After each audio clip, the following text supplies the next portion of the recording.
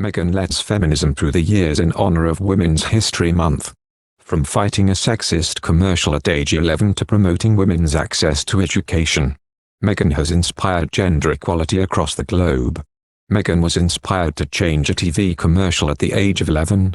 After having seen the Procter & Gamble commercial that advertised its ivory dishwashing soap solely to women. The commercial for the soap struck her as unfair and insensitive. When she heard, "Women all over America are fighting greasy pots and pans. I don't think it's right for kids to grow up thinking these things.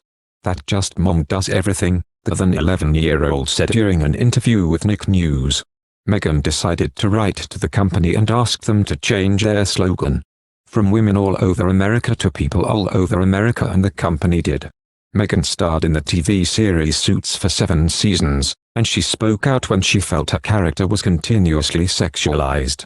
Speaking at the One Young World conference in Dublin, Meghan reportedly said, "This season, every script seemed to begin with Rachel Antas wearing a towel.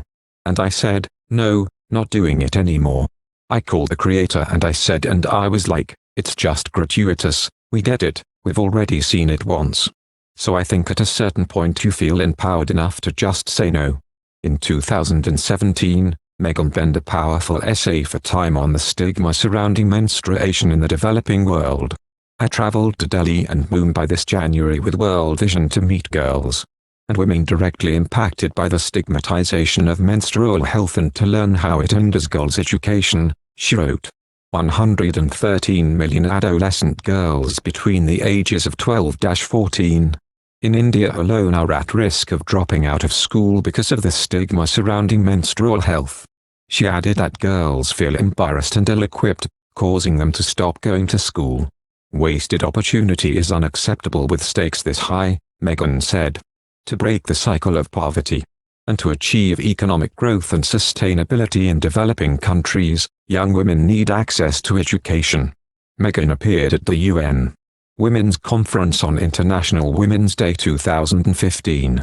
She sweetly brought her mum, Doria Ragland, along with her, but it was her speech on gender equality that was truly inspiring.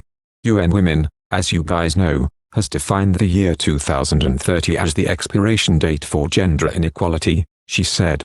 And here's what's staggering: the studies show that at the current rate, the elimination of gender inequality won't be possible until 2095.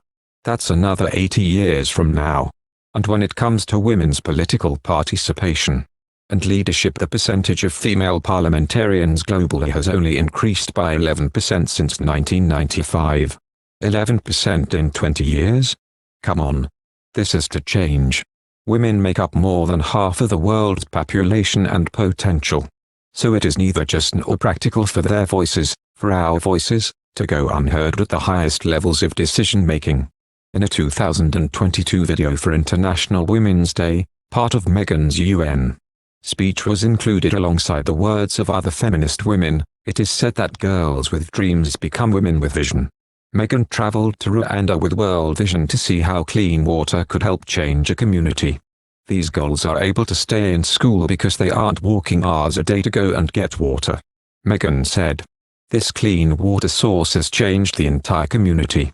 Meghan traveled again as a World Vision Global Ambassador, this time heading to India to advocate for gender equality, health improvements and girls' education.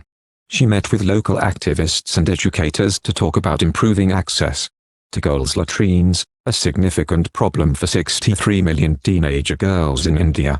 Just a few months ahead of her royal wedding, Meghan used her platform to encourage people to listen to women. "I hear a lot of people speaking about girls' empowerment and women's empowerment. You will hear people saying they are helping women find their voices," she said in 2018 alongside Prince Harry, Prince William and Kate at the first annual Royal Foundation Forum. "I fundamentally disagree with that because women don't need to find their voices. They need to be empowered to use it, and people need to be urged to listen." After her father was unable to attend her May 2018 wedding to Prince Harry, Meghan struck a powerful image as she walked down the aisle unaccompanied. Although Prince Charles escorted her part of the way down the aisle, no one gave her away to her new husband. In New Zealand, Meghan celebrated New Zealand's 125th anniversary of women's suffrage. We are proud to be able to join you tonight in celebrating the 125th anniversary of women's suffrage in your country." Meghan began her speech. "The achievements of the women of New Zealand who campaigned for their right to vote, and were the first in the world to achieve it, are universally admired. In looking forward to this very special occasion, I reflected on the importance of this achievement, but also the larger impact of what this symbolizes." During her chat with Gloria Steinem, Meghan noted, "It's not mutually exclusive to be a feminist and be feminine." Steinem then replied, "Well, you can be a feminist and be masculine and a guy. Like my husband." Meghan said, "I love that when he just came in he said, 'You know that I'm a feminist too, right Gloria? It's really important to me that you know that.'" Meghan also spoke about how Prince Harry will be a positive influence on their son, Archie. "I look at our son and what a beautiful example that he gets to grow up with a father who is so comfortable owning that as part of his own self-identification," she said. "That there's no shame in being someone who advocates for fundamental human rights for everyone, which of course includes women." Thank you for watching. If you like our video, would you please help us like, share and subscribe our channel. Wish you happy to see our videos. Thank you very much.